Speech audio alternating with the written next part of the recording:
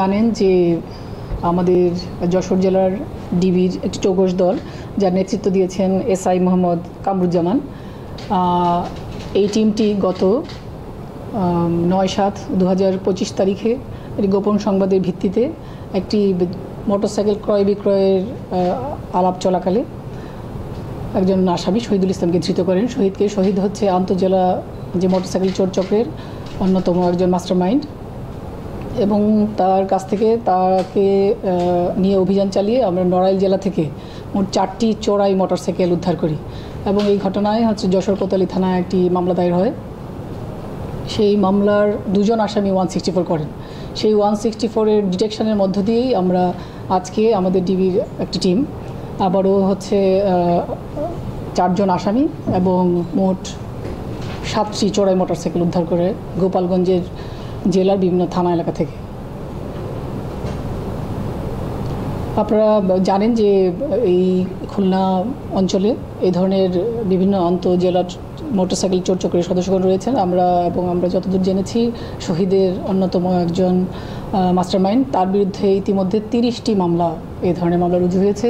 তো আমরা আশা করছি যে এবার যে আমাদের যশোর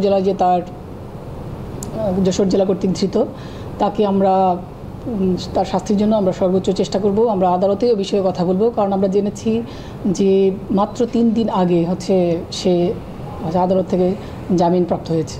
তো এই ধরনের চোরচক্র যদি বারবার জামিনে আসে, তারা আমরা দেখেছি যে একই ধরনের কার্যক্রম তারা চালিয়ে যায় এবং এভাবে আন্তঃজেলা চোরচক্রকে আইডেন্টিফাই করা এবং রিকভারি করা একটা অত্যন্ত কষ্টসাধ্য কাজ। আপনারা দেখেছেন যে আমরা প্রায় 1 মাসেরও বেশি সময় ধরে এই মামলাটার পেছনে আমাদের যে ডিবির দলটি তারা লেগেছিল এবং সেই উদ্ধার করতে সক্ষম হয়েছে। তো আমরা যারা যশোরবাসী এবং আমাদের আজকের আপনাদের মধ্য দিয়ে আমরা এই মেসেজটুকু দিতে চাই যে মোটরসাইকেল চালকগণ যেন যথেষ্ট সতর্কতার সঙ্গে তাদের মোটরসাইকেলগুলি রাখেন।